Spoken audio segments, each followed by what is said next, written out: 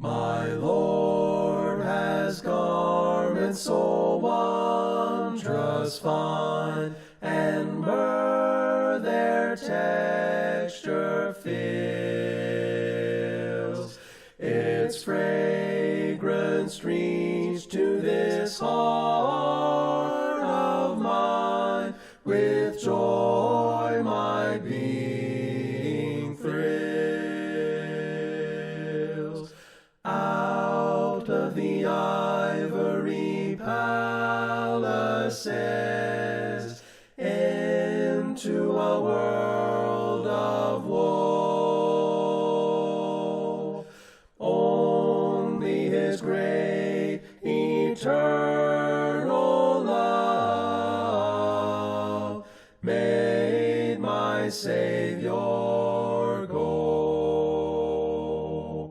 His life had also its sorrows sore, for aloes had a part.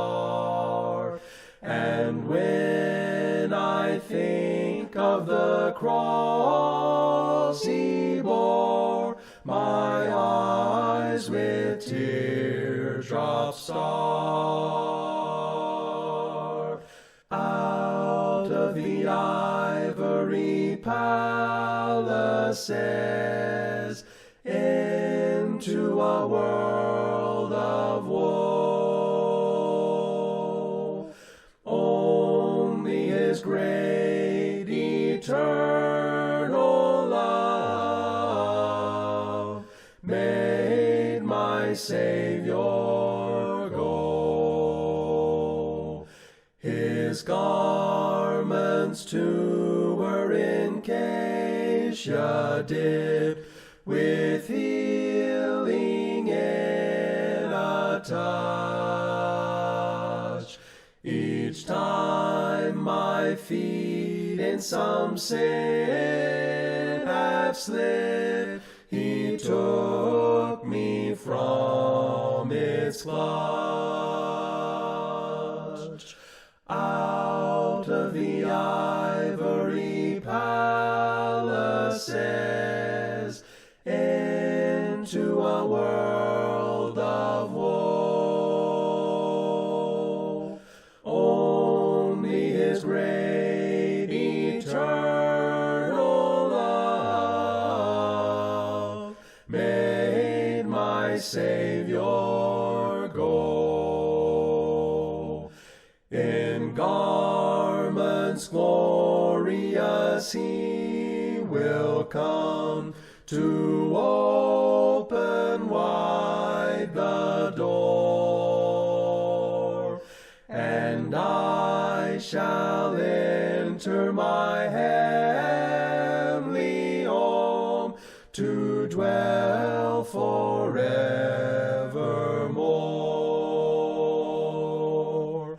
Out of the ivory palaces, into a world of woe.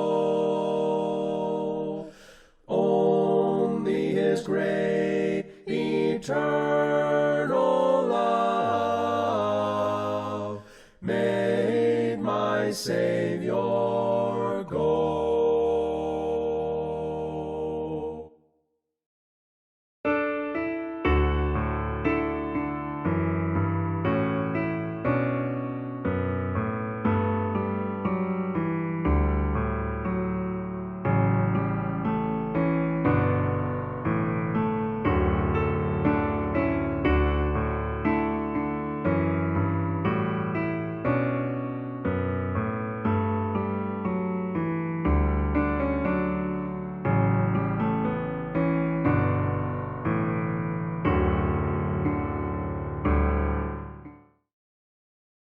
Kumusta mga minamahal na kapatid?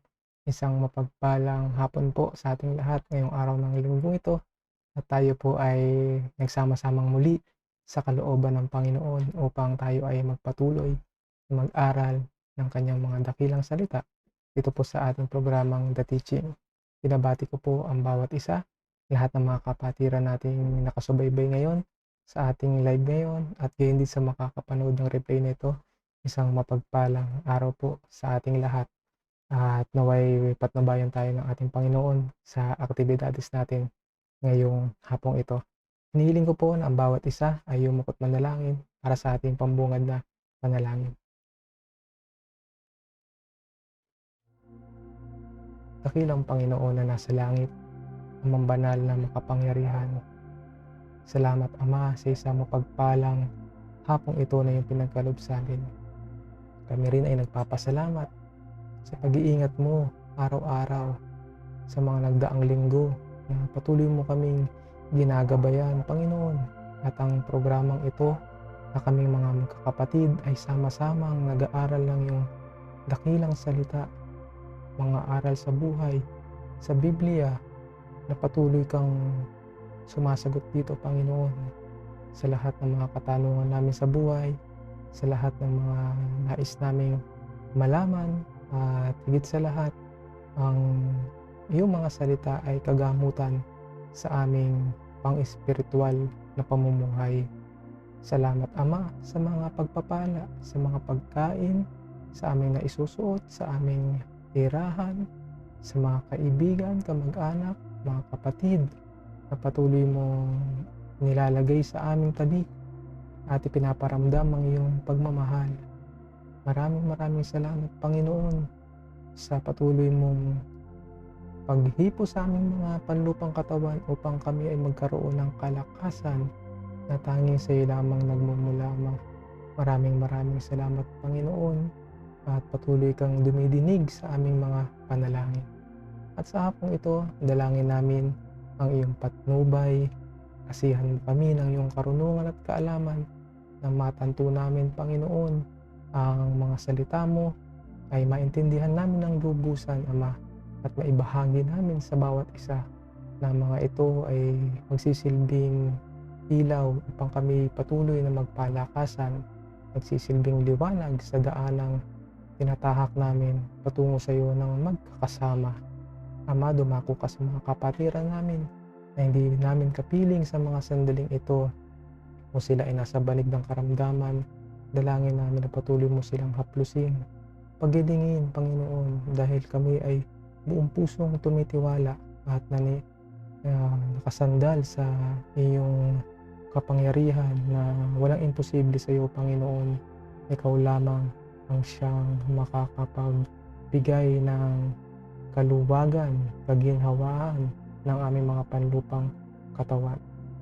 Higit pa rito, Panginoon, palaguin mo ang aming pananampalataya, Ama, na kami, Panginoon, ay magsumikap, magpatuloy sa buhay na ito sa sanglibutan, bagamat puno ng mga pagsubok at problema, na nalalaman namin na pagkasama ka namin, Ama, walang magagawa ang kalaban. Ilayo mo kami sa mga tukso, sa panganib, sa disgrasya, Ama, at basbasan mo ang iyong mga anak mula sa pinakabata hanggang sa pinakamatanda, Panginoon. Kapatawaran sa mga pagkukulang ang aming panalangin na kami ay iyong hugasan at linisin sa aming mga pagkukulang upang kami ay patuloy, Panginoon, na makalapit, makatawag sa iyong dakilang pangalan. Salamat, Panginoon, sa buhay ng bawat isa. Sa iyo ang kapurihan at ang lahat ito'y dinadalangin namin sa matamis na pangalan ng iyong bugtong na anak at aming tagapagligtas na si Jesucristo at ng banal na Espiritu Santo. Amen.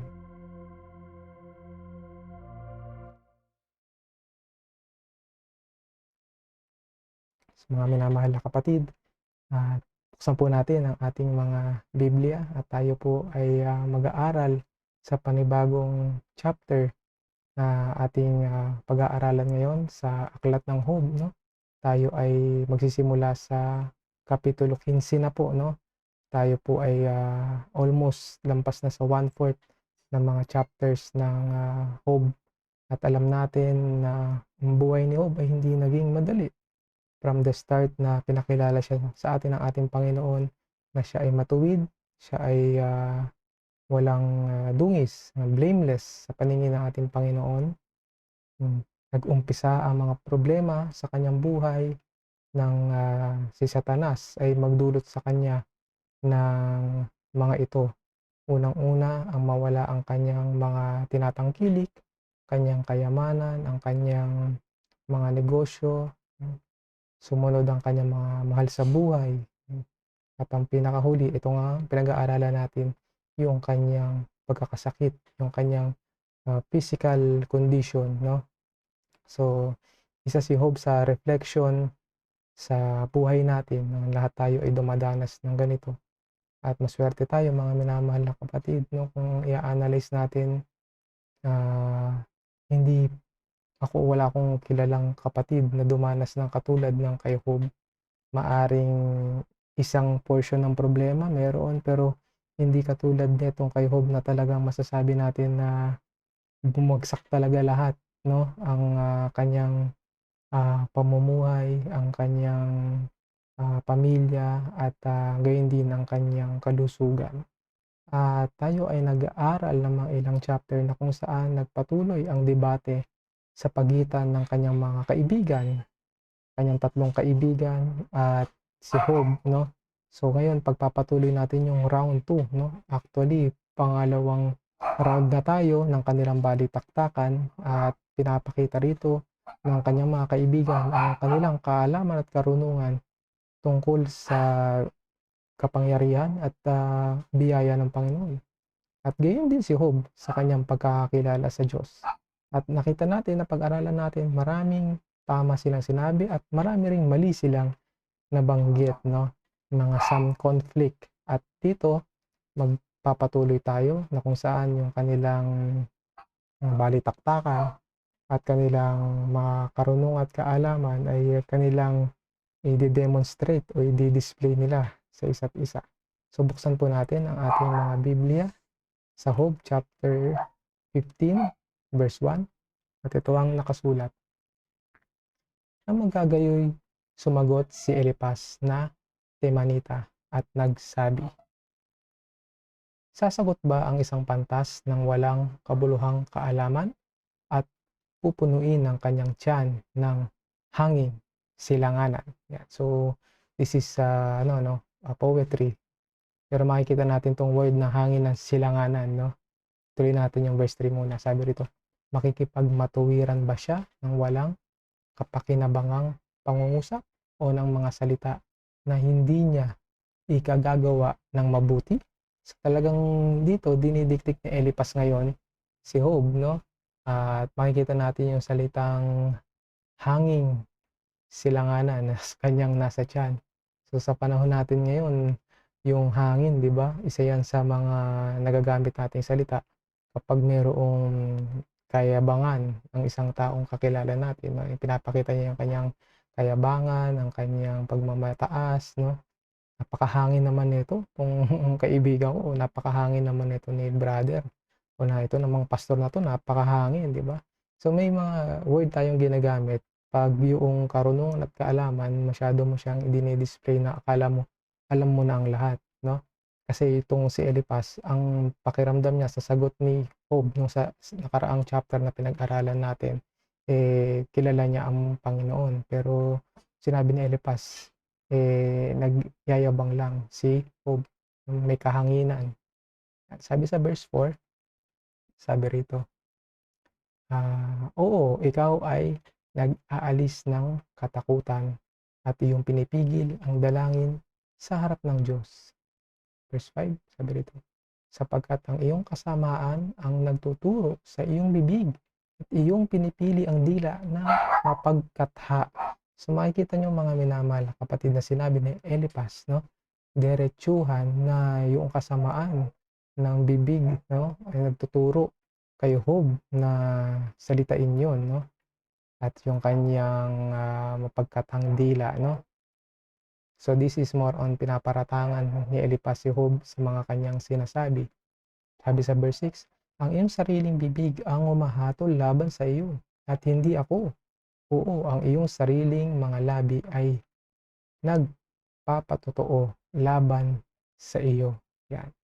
So si Elipas ay kinu-question niya yung karunungan at kaalaman ni Job dahil si Job pinapakita yung kanyang complaint, yung kanyang pagrereklamo sa Panginoon. Diba sa mga nakaraang chapter, si Job pinupuri niya ang Panginoon, kilala niya ang kapangyarihan at kalulahatian ng Panginoon, but in the same time hindi niya maintindihan ng Panginoon kung bakit ginagawa ng Diyos sa kanya yun, no? At hindi lang naiintindihan ni Job lahat, no? Kung makikita natin si Job dito, yung kanyang kahirapan nagdadala sa kanyang kaisipan ng mga question na hindi nararapat na may ukol sa Panginoon. Although ang tingin ni Elipas, kanyang mga kaibigan, no, na si Job ay nagmamagaling o nagdudunungan lamang. Yan. Sabi nga dito sa verse 7, ikaw ba ang unang tao na ipinanganak? O nalabas ka bang una kaysa sa mga burol? Ayan. So, sinasabi nila na para sabihin mo na alam mo na at kilala mo ang Panginoon, ikaw ba yung unang tao rito na nakaalam? So, may point naman si Elipas.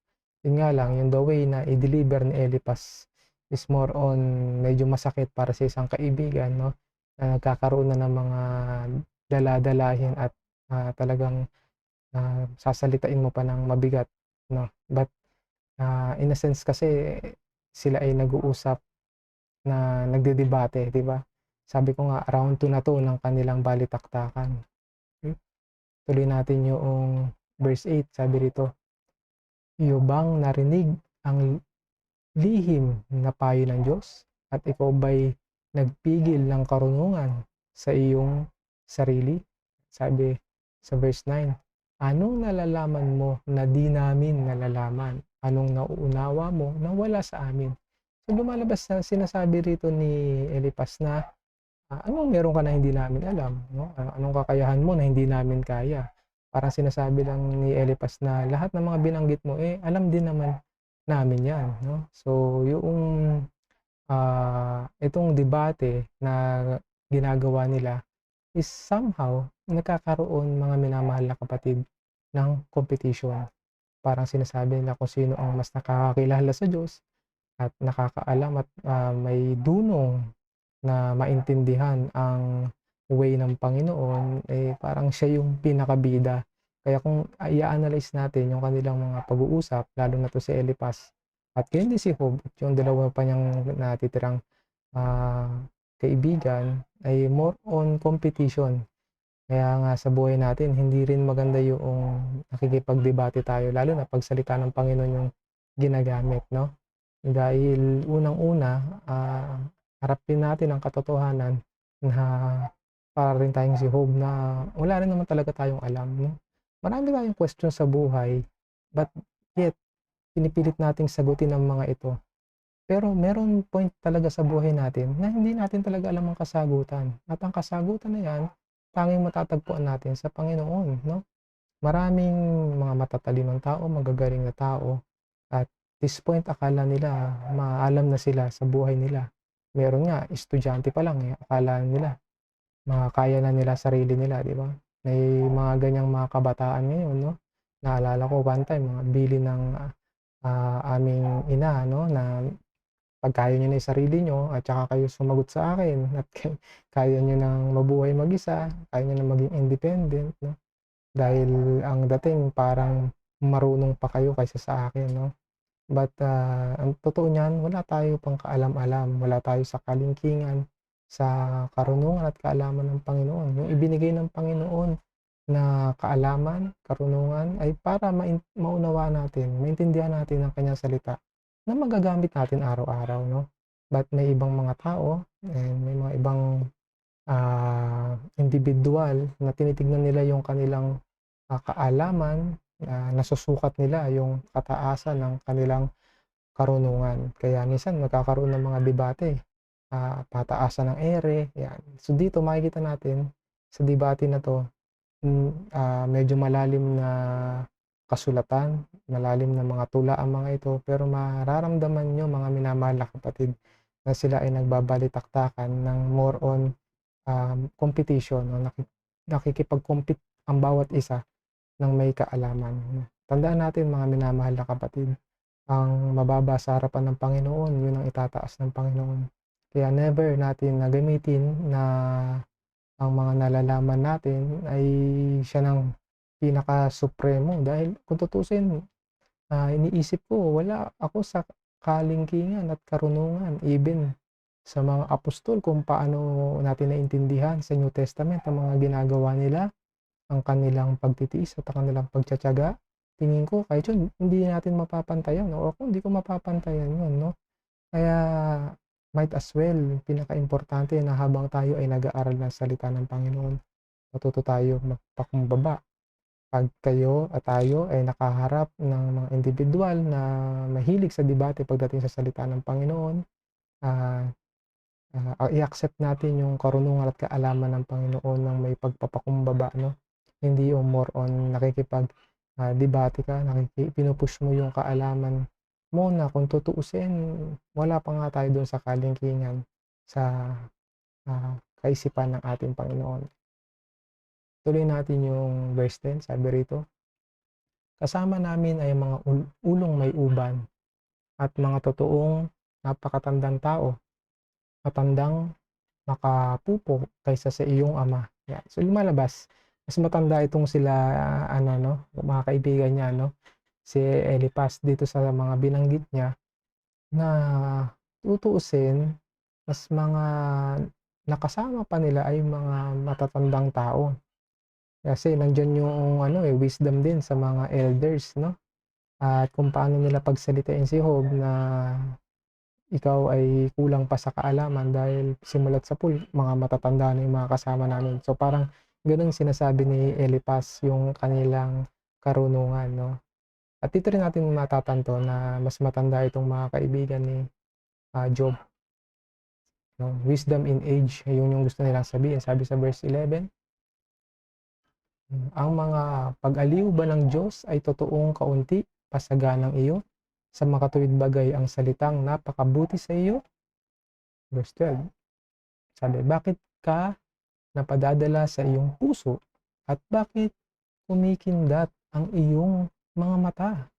Yan, so makikita natin dito, no, yung partly tinutuyaban ni Eliphaz at ginagamit niya itong mga salitang ito. Sabi sa verse 13 na tinatalikdan mo ang iyong diwa, ang Diyos, at binibigkas mo ang ganyang mga salita sa iyong bibig. So parang lumalabas na hindi sincere o fake gentleness, no, yung pinaparatang ni Eliphaz kay Job dito. Sabi sa verse 14, ano ang tao upang maging malinis at siyang ipinanganak ng babae upang siya'y maging matuwid. Verse 15, narito, siya'y hindi naglalagak ng tiwala sa kanyang mga banal. Oo, ang langit ay hindi malinis sa kanyang paningin. Verse 16, gaano pa nga kaliit ang karumal-dumal at hamak ang taong umiinom ng kasamaan sa parang tubig. Yan. So, who drinks iniquity like water. So, more on ano, no, pasigaw at merong exclamation mark kung titignan nyo rito, no. So, maaaring si Eliphaz, no, he is referring sa mga anghel, mga nasabi rito, no, since ilang beses niyang inuulit na siya ay mga matatanda na yung mga kasama niya, no? Siya ay may dunong at kaalaman, no? Kaya nababanggit niya rito yung mga word dito na and the heavens are not pure in his sight sa verse 15. Yan. So more on sinasabi ni Eliphaz dito ay mga anghel, no? Ang sinasabi niya kay Job, mas marunong ka pa ba sa mga anghel na siyang mas malapit sa Panginoon, na nakakakita kung paano nilalang ang lahat, no? So yun yung pino-point out dito ni Eliphaz. Okay? So kung titignan natin yung ating text hanggang verse verse 16, na kung saan sinasabi ni Eliphaz na si Job ay walang kalam-alam. So he is clueless, no? So yung mga natitirang verse sa chapter 15 ay more on sasabihin ni Eliphaz, lahat ng mga makasalanan ay mapupugnaw dahil kino-consider ni Eliphaz na si Job ay makasalanan kasi pinagpipilitan niya na hindi mangyayari yan kay Job kung wala siyang pagkukulang sa paningin ng ating Panginoon. Okay? Sige, tuloy natin yung verse 17. Sabi rito, ipakikilala ko sa iyo, dinggin mo ako, at ang aking nakita ay aking ipahahayag. Sabi sa 18, ang isinaysay ng mga pantas na mula sa kanilang mga magulang at hindi inilingid. Verse 19, sa mga yaon lamang ibinigay ang lupain at walang taga-ibang lupa na dumaan sa gitna nila. Sa verse 20, ang masamang tao ay nagdaramdam ng sakit lahat ng kanyang araw. Sa makatuwid bagay ang bilang ng mga taon na itinakda sa mamimighati. So tignan nyo itong verse 20 na to, na talagang in-emphasize ni Eliphaz, no, na si Job ay masama dahil ang masamang tao ay nagdaramdam ng sakit lahat ng kanyang araw. Dahil nakita nila si Job, yung kalagayan, pagkakasakit. Dito nalulungkot ang Panginoon kasi may mga taong hindi naiintindihan ang kalooban ng way ng Panginoon, no? Tandaan natin ang pagkakasakit, mga minamahal na kapatid, no? Sa paningin ng tao, yan ay talagang nakakalungkot, no? Makikita natin mga piniling tao ng Panginoon, mga karakter sa Bible, ay dumaan ng mga matitinding problema, pagkakasakit, pagsubok sa buhay, pagkaligaw sa buhay, no? But makikita natin ang Panginoon, pinipili niya yung mga ganitong weaknesses, no? Dahil gusto ng Panginoon mailabas natin yung pinaka mataas na pananampalataya natin sa Kanya, yung pagtawag natin sa Kanya, yung paglapit natin sa Kanya, no? Itong hindi naiintindihan ni Eliphaz, no? Naka-fix yung kanilang kaisipan sa isang general rule ng Panginoon, no? Which is tama naman, pero not necessarily all, no? Hindi mo nga mai-a-apply lahat yan eh. Dahil may mga matuwid na nagkakaroon ng mga problema sa buhay, may mga matuwid sa Panginoon na dumadanas ng kapigatian at kahirapan because ito yung nais ng Panginoon, ito yung kalooban niya, no? Tandaan natin, kalooban ng Panginoon ito nangyayari kay Job, no? Yung mga pagkakasakit, yung mga kahirapan, yan ay part ng kasunduan ng Panginoon at ni Satanas. At kaya naniniwala ang Panginoon, no, na kaya niyang ipagmalaki si Job, ano't ano pa man ang kondisyon ng kanyang buhay. Yun yung hindi pa naiintindihan nitong mga kaibigan ni Job. And si Job din, hindi pa rin niya maintindihan. Mas gusto niyang kunin na siya ng Panginoon at nasa ganun, hindi niya na maramdaman lahat ng kanyang paghihirap at mailapit niya. Sabi niya, pag namatay siya, baka may pagkakataon siyang makaharap ang Panginoon at mailaban niya itong kaso, no? Parang gusto niya sabihin na mali ka, Lord, no? Ito yung mga ginawa ko. Sabihin mo kung saan ako nagkamali para meron akong chance na i-depensa ko yung sarili ko. Yun yung madalas binanggit ni Job sa mga nagdaang chapter na pinag-aralan natin. Tuloy natin yung verse 21, sabi rito, ang hugong ng kakilabutan ay nasa kanyang mga pakinig.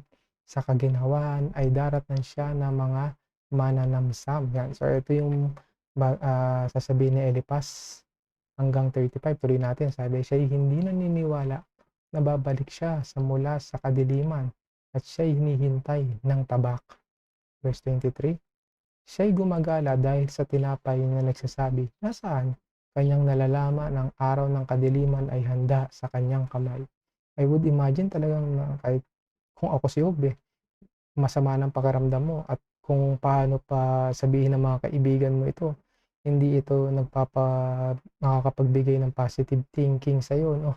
Mas lalo ka pang dinadown at sinasabi na mauuwi ka sa kamatayan dahil ikaw ay masama, no? May accusation pa na mabigat, kaya talagang circus yung emotion dito ni Job. Tuloy natin yung verse 24, sabi rito, kapanglawan at kadalamhatian ay tumatakot sa kanya, nangananaig laban sa kanya na gaya ng isang hari na handa sa pakikipagbaka. Verse 25, sapagkat inuunat niya ang kanyang kamay laban sa Diyos at nagpapalalo laban sa makapangyarihan sa lahat. Tinatakbo niya siya na may mapagmatigas na leeg sa kakapalan ng kanyang mga kalasag, sapagkat tinakpan niya ang kanyang muka ng kanyang katabaan at napangalubot ng kanyang mga pigi, at siya'y tumahan sa mga sirang bayan, sa mga bahay na walang taong tumatahan, na madaling magiging mga bunton.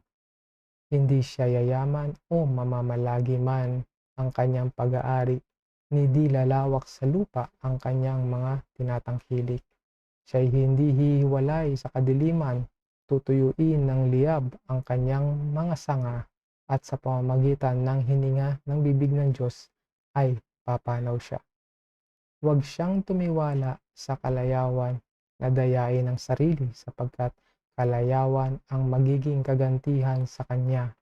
Magaganap ito bago dumating ang kanyang kapanahunan, at hindi ang kanyang sanga ay hindi mananariwa. Lalagasin niya ang kanyang mga hilaw na ubas na gaya ng puno ng ubas, at lalagasin ang kanyang bulaklak na gaya ng ulibo, sapagkat ang pulutong ng mga di banal ay hindi lalago, at susupukin ng apoy ang mga toldang suhulan. Sila'y nag-iisip ng pag-api at naglalabas ng kasamaan, at ang kanilang kalooban ay naghahanda ng pagdaraya.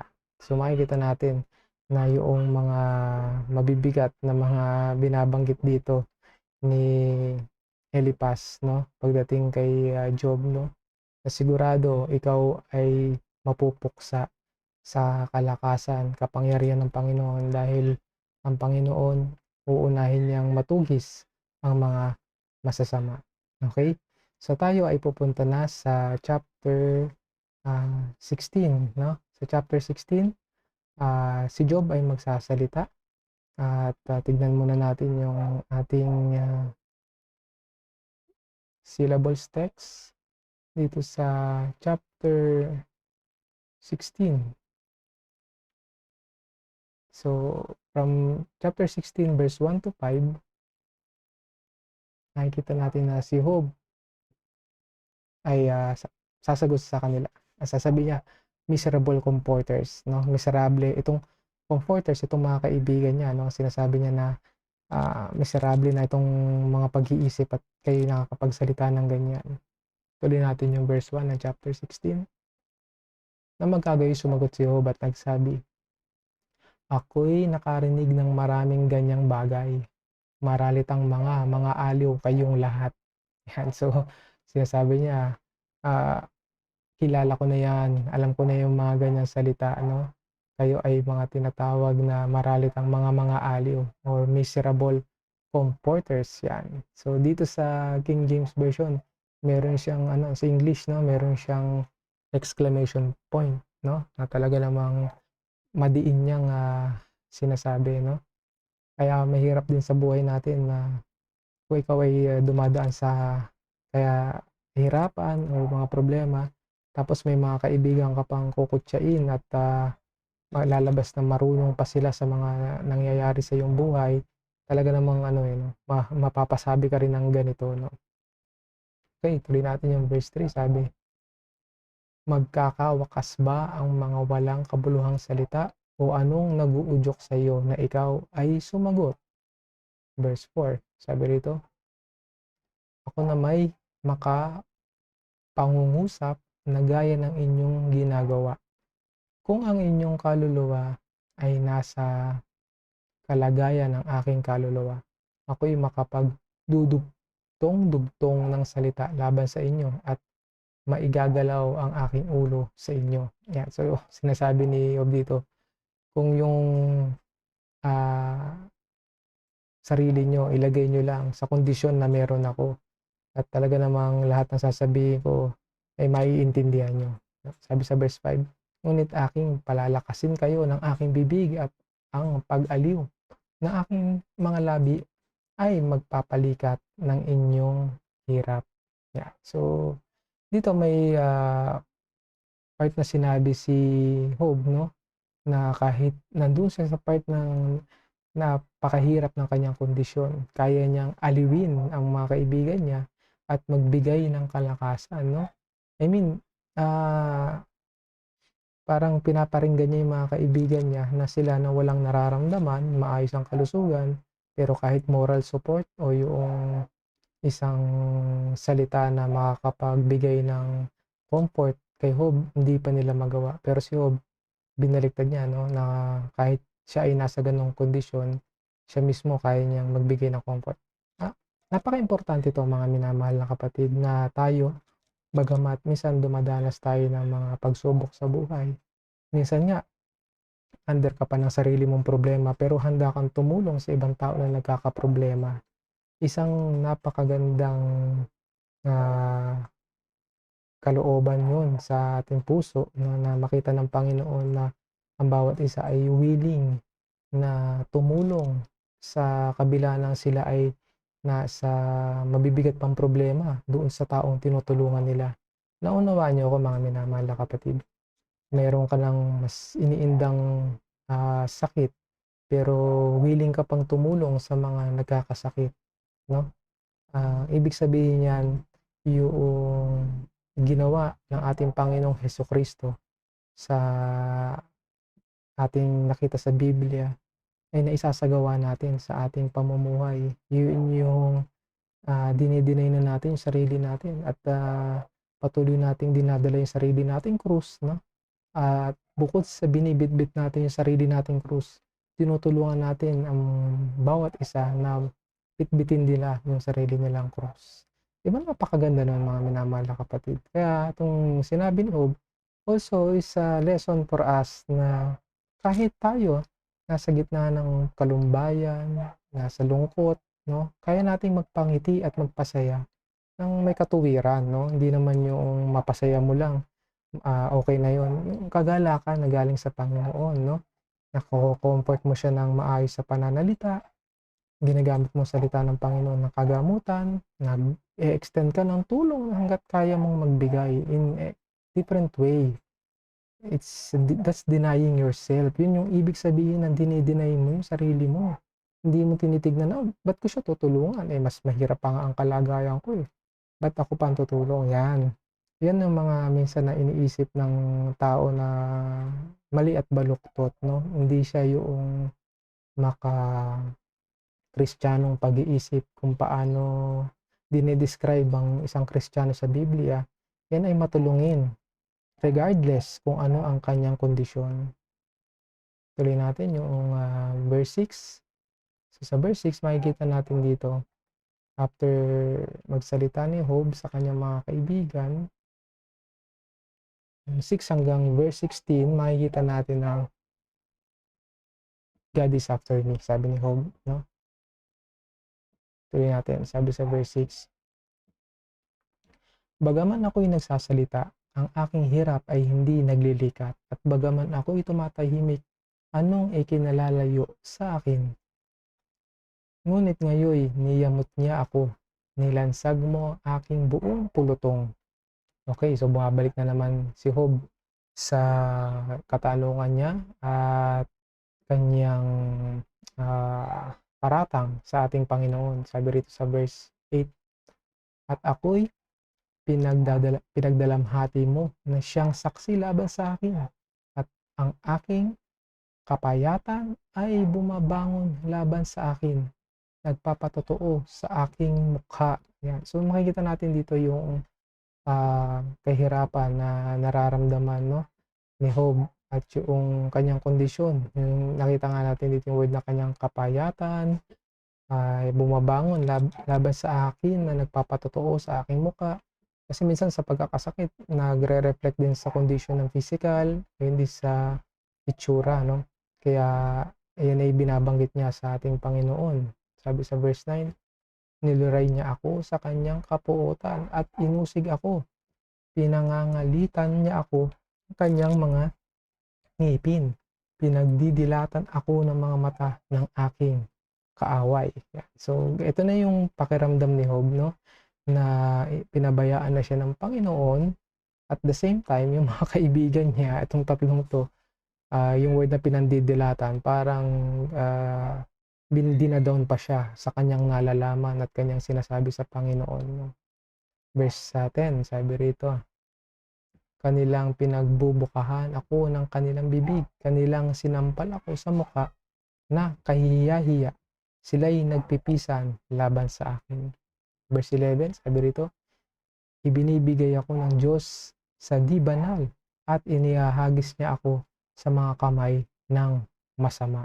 Yan. Sabi rito, sa tingin ko si Job nagsasalita rito tungkol sa mga kaibigan niya, no, na ganyan niya na pinaparatangan yung tatlo niyang kaibigan na mga masasama. Parang hinayaan ako ng Panginoon na maging ganito at ibinigay pa ako sa mga taong ito na masasama, ano, sa kamay ng masasama.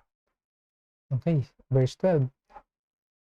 Ako'y nasa kaginhawaan at kanyang niligalig akong mainam. Oo, sinunggaban niya ako sa leeg at pinagwaray-waray niya ako. Inilagay naman niya akong pinakatanda niya.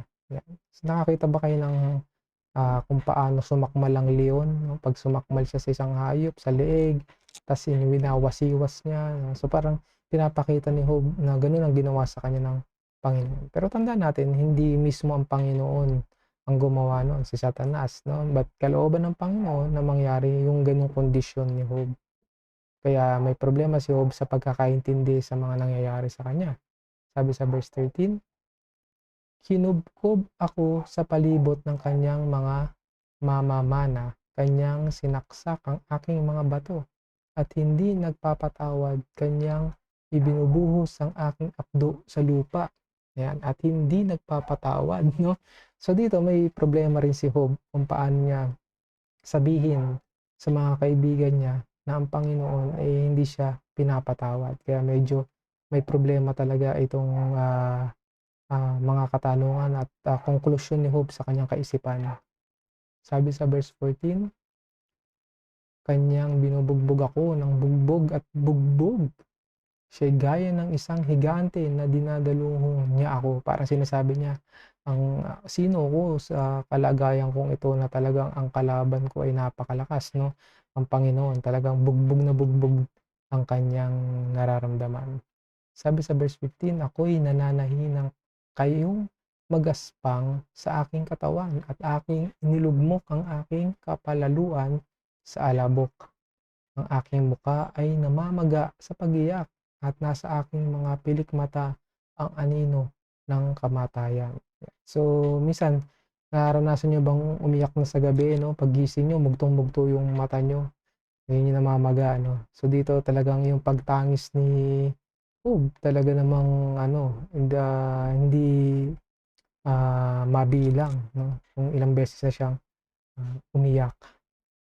Okey, so sa verse 22 hanggang verse 17 hanggang, 22 ng chapter 16 makikita natin may problema na ngayon si Job 'no, medyo bumibitaw yung kanyang pagtitiwala. Yung mga binabanggit ni Job 'no, ay matatagpuan natin na unti-unti siyang, ah, hindi naman mawawalan ng tiwala but nagkakaroon siya ng struggle 'no, medyo paglalaban sa kaisipan niya na at the same time sinasabi ng isip niya, iniiwan ka na ng Panginoon, at the same time hindi ko dapat iwanan ng Panginoon o magtiwala. So those are the struggles na nasa isip ni Job. Let's dive in sa verse 17. Sabi rito, "Bagamat walang karahasan sa aking mga kamay at ang aking dalangin ay malinis. O lupa, huwag mong tabunan ng aking dugo at huwag magkaroon ng pahingahang dako ang aking daing." Verse 19, "Kahit na ngayon, narito ang aking saksi ay nasa langit at siya'y nananagot sa akin ay nasa kaitaasan." Verse 20, "Ginagalit ako ng aking mga kaibigan, ngunit ang aking mata ay nagbubuhos ng mga luha sa Diyos." Yan. So even na nahihirapan na siya sa mga kaibigan niya, nandun pa rin yung pagtangis niya. So naintindihan natin yung kalagayan ni Job, talagang napakabigat dito mga minamahal na kapatid. Verse 21, "Upang kanyang alalayan ang katuwiran ng tao sa Diyos at ang anak ng tao sa kanyang kapwa." And sa last verse ng chapter 16, "Sapagkat pagsapit ng ilang taon ako'y papanaw sa daan na hindi ko pagbabalikan." Sabi sa New King James Version, "For when a few years are finished, I shall go the way of no return." Totoo naman 'tong sinabi ni Job kasi 'pag tayo ay, nawala na sa mundong ito, hindi na natin maibabalik pa yung buhay natin sa lupang ito 'no. So dito yung wisdom ni Job na naintindihan niya na after ng kamatayan, hindi na siya babalik pa dito sa mundong ito 'no. Kaya nandoon yung kanyang struggle on trusting God kung ano na ang mangyayari. Okay. So punta tayo sa ating, syllables kung nasaan na tayo sa chapter 17, yung verse 1 to 9, so mananalangin ulit si Job. So napapansin niyo mga minamahal na kapatid 'no, after ng, kanilang talakayan, pagsasalita ng bawat isa, then si Job din sasagot, then later on si Job magdadasal. Siguro habang kausap niya pipikit siya or titingala siya, makikita natin yung concentration ng kanyang salita ay, doon sa Panginoon. So makikita natin na madalangin si Job 'no. Hindi ang isang taong matuwid ay madalangin. Kaya kung iniisip ng isa na siya ay matuwid, kung kino-consider ng isang kapatiran o ng kaibigan o ng isang tao na siya ay matuwid 'no, dapat siyasatin niya sa buhay niya na siya ay mapanalangin 'no, laging nakikipag-communicate. Dahil sa buhay ni Job na nakikita natin 'no, hindi siya, tumitigil sa panalangin. Sabi rito sa chapter 17 verse 1, diretso natin yung verse 1 to 9, sabi rito, ang aking diwa ay nangaglulumo, ang aking mga karawan ay natatapos, ang libingan ay handa sa akin.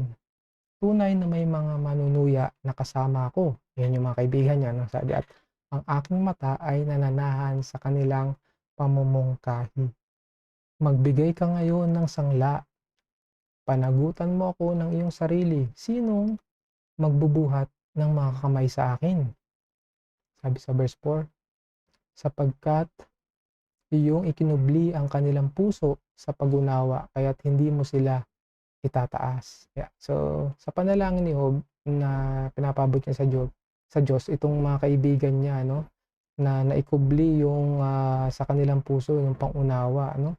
More on brain yung ginamit. Ito yung sinasabi ko, pag nagmataas ang isang tao, yung kaisipan niya yung nananaig.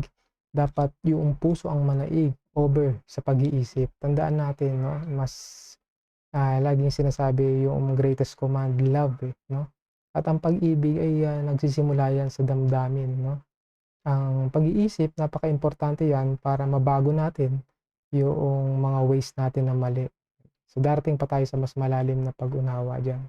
Sabi sa verse 5, ang paglililo sa kanyang mga kaibigan upang mahuli ang mga mata nga ng kanyang mga anak ay mga lumata. Verse 6, sabi rito, ngunit ginawa rin niya akong kakutsaan ng bayan at niluraan nila ako sa mukha. Ang aking mata naman ay nangalalabo dahil sa kapanglawan at ang maglang sangkap ko ay parang isang anino. Siguro yung pagkakasakit ni Job dito, yan, nagkakaroon na rin ng reflection sa kanyang, bukod sa kanyang katawan, sa kanyang mukha, gayon din sa kanyang mata, yan. Nakikita niya na yung sangkap ko ay parang isang anino na lang, no? So parang nandun na yung kadiliman ng kanyang pakiramdam. Verse 8, mga matuwid na tao ay matitigilan nito at ang walang sala ay babangon laban sa di banal. Verse 9, gayon may magpapatuloy ang matuwid ng kanyang lakad at ang may malinis na mga kamay ay lalakas ng lalakas. So makikita natin yung panalangin ni Job dito, no? Kahit he is going have a problem on struggling, no? May struggle ang si Job sa pagtitiwala sa ating Panginoon. So makikita natin dito sa verse 9 na sabi niya, gayon may magpapatuloy ang matuwid ng kanyang lakad. Yan, napaka-importante ang magpatuloy, mga minamahal na kapatid, no? Na nasa ilalim ng kahirapan. Dahil yan ay isa sa mga malaking challenges, no? Or sagabal sa buhay Kristiyano, yung mga pagkakasakit at kahirapan. Marami na akong nakita na rin, nasaksihan na rin, kapatiran man o hindi, no? Na matibay sa Panginoon sa umpisa, pero nagkaroon lamang ng problema sa physical, nakalimutan na ang Panginoon. Nagkaroon na ng problema sa pamilya, nakalimutan na ang Panginoon. Nagkaroon lang ng problema financial, nakalimutan na ang Panginoon. Kaya si Job, makikita natin yung pagiging matuwid niya ay makikita natin kahit na nasa ilalim siya ng kahirapan ng kanyang pagkakasakit. Dahil tunay nga na tama ito, no? Sabi, ngayon may magpapatuloy ang matuwid ng kanyang lakad. At ang may malinis na mga kamay ay lalakas ng lalakas. So, partly, there's a hope sa panalangin ni Job. No? Kaya makikita natin, sabi ko sa inyo, mayroong ups and downs na mood si Job dito na nagpapatunay na totoo si Job sa Bible na siya ay tao na nakaranas nito. Kasi ang mood din ng tao ganito eh. Minsan, may time na napapaisip siya, pag mahina ang kanyang pangangatawan, parang nawawala ako sa pananampalataya. Pero later on, mamaya, hindi. Mananalangin ako. At pag nanalangin ka sa Panginoon, nandoon nakakatagpo ka ng kalakasan, namomotivate mo yung sarili mo, no? Naintindihan niyo ako, mga minamahal na kapatid. Kaya itong nangyayari kay Job, hindi malayong, hindi rin natin maunawaan at maintindihan. Alam niyo ang advantage natin, no? Dahil nangyari kay Job to, ang gusto ng Panginoon kaya nandito yan sa Bible is matularan natin, no? Yung nagpapatuloy si Job na naninindigan siya, no? Bagamat may mga katanungan pa si Job na talagang nananatili at kinu-question niya ang kalooban ng Panginoon. So, dito natin maintindihan at malalaman pa ng malinaw kung ano yung mga istoryang nakapaloob dito sa mga darating pang kapitulo. Tuloy natin yung verse 10. Sabi rito, "Ngunit tungkol sa inyong lahat, magsiparito kayo ngayon uli at hindi ako makakasumpong ng isang pantas sa gitna nyo." Okay, hindi na ito part ng panalangin, no, mga minamahal na kapatid. Kaya kung babalikan natin itong ating mga topic per verse sa mga chapter, yung verse 10 to 16, si Job, siya ay hopeless na. I mean, malamang hopeless siya sa mga kaibigan niya. Kasi sabi rito sa verse 10, no, more on tinutuya niya yung kanyang mga kaibigan. Yung tatlo, sabi niya rito, "Ngunit tungkol sa inyong lahat, magsiparito kayo ngayon uli at hindi ako makakasumpong ng isang pantas sa gitna nyo."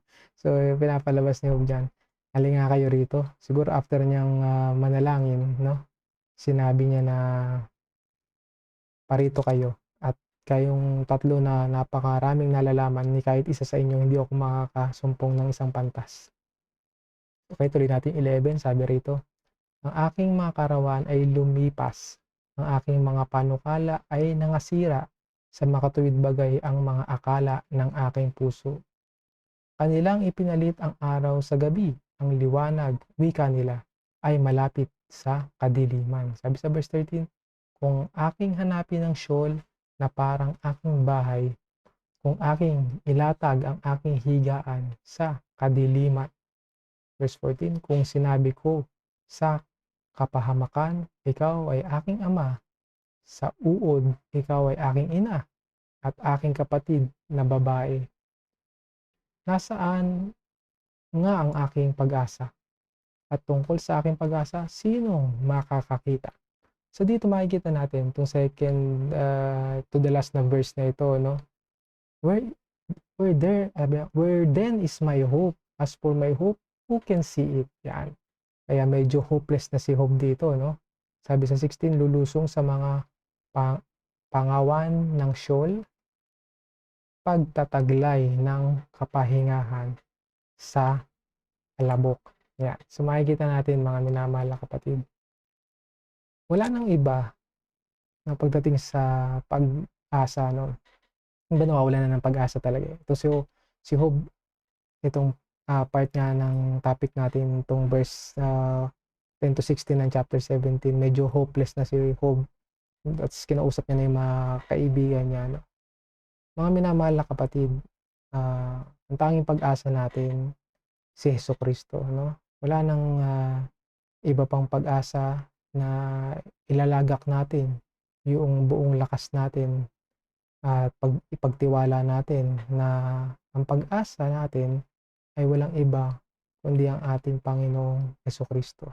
Basahin natin sa ikalawang Korinto, Kapitulo 4, versikulo 7 hanggang 18. So ito yung ating pinaka-huling mga bersikulo.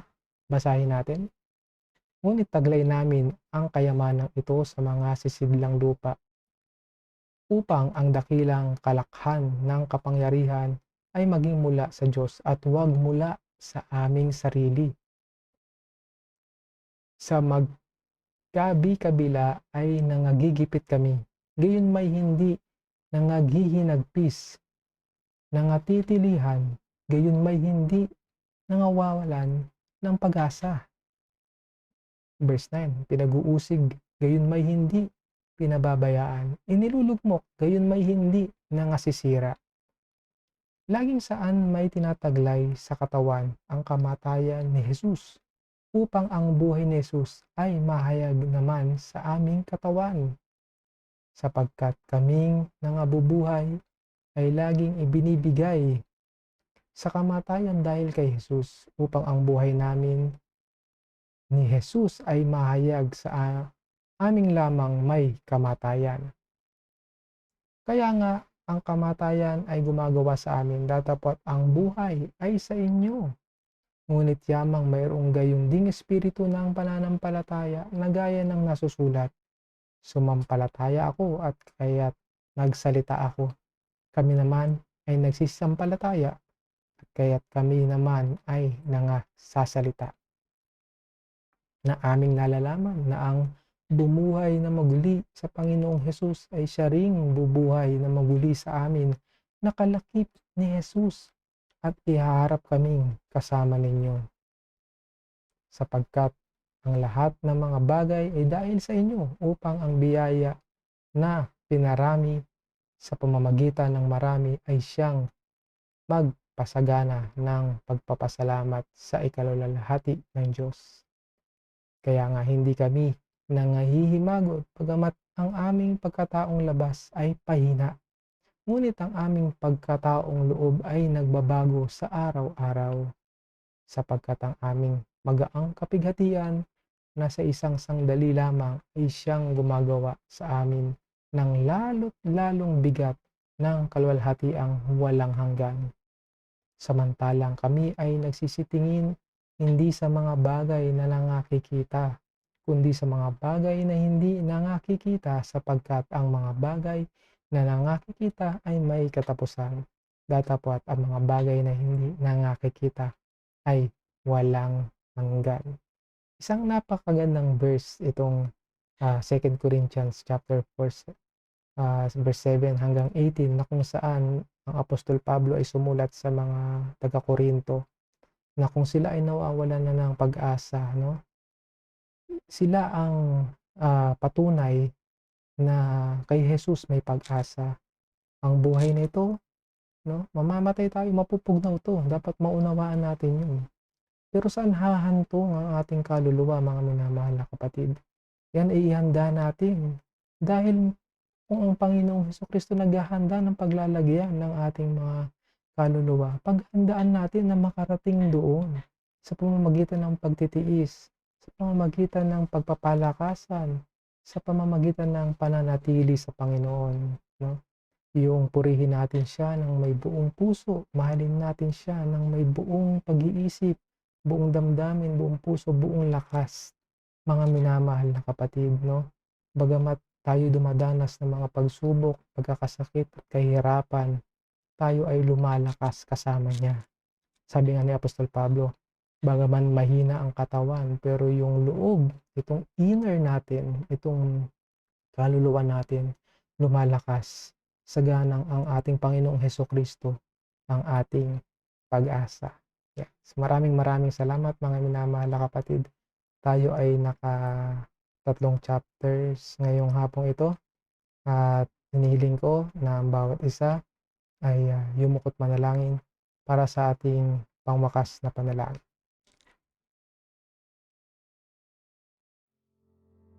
Dakilang Panginoon na nasa langit, Amang banal na makapangyarihan, Diyos naming buhay na may-ari ng aming mga hiram na buhay. Salamat, Panginoon, sa presensya mo. Salamat, Ama, sa pinagkaloob mong karunungan at kaalaman na kami ay nakaunawa ng iyong mga dakilang salita. Na totoo, Panginoong Diyos, ang aming pag-asa ay nilalagak namin sa iyong bugtong na anak na si Jesucristo, na binigay niya ang kanyang buhay, Panginoon, para kami ay may pagkakataong lumapit sa iyo, tumawag sa iyong dakilang pangalan.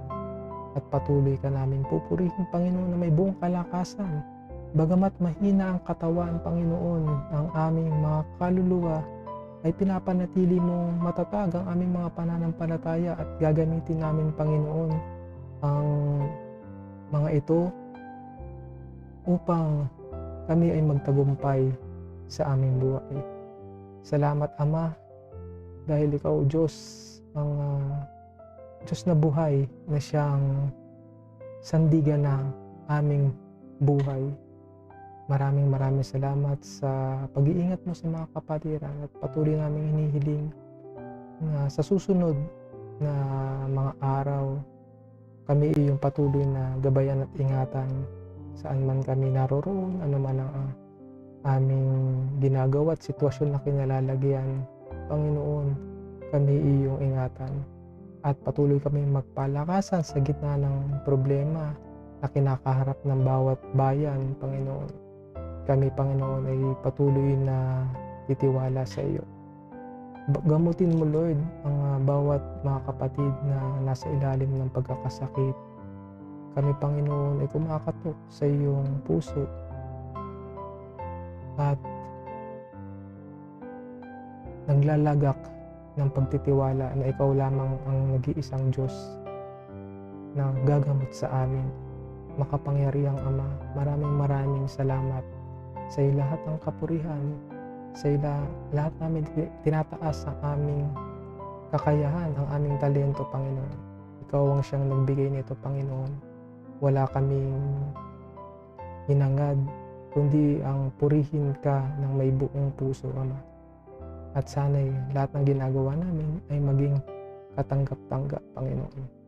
Muli, maraming salamat. At ang lahat ito'y dinadalangin namin sa matamis na pangalan ng iyong bugtong na anak, aming tagapagligtas na si Jesucristo at ng banal na Espiritu Santo. Amen. Maraming salamat mga minamahal na kapatid, at tayo po ay magkita-kita muli next Sunday sa ganap na 2:00. Bagamat tayo pa rin ay nasa GCQ, no? Tignan natin kung pagdating ng Hulyo ay makakabalik na tayo unti-unti sa ating pananambahan, at I hope na ang lahat ay maghanda pagdating sa July, at may awa ang Diyos na ang Panginoon ay nagbibigay ng kasagutan na tayo ay unti-unting manumbalik na sa normal nating huling nakagawian, no? At alam ko na namimiss na ng bawat isa mga kapatiran, ngayon din namimiss na ng bawat isa ang magkaroon na formal na pananambahan sa kanya-kanyang mga panambahan, no? So salamat mga minamahal na kapatid, maghintay lang po tayo ng announcement at tumingin po tayo sa ating FB page at tignan natin kung ano po yung mga latest na announcement na magaganap siguro by end nitong Hunyo. So ingat po lahat, keep safe po, at magkita-kita po tayo muli sa ganap na 2:00. Maraming salamat. God bless po mga minamahal na kapatid.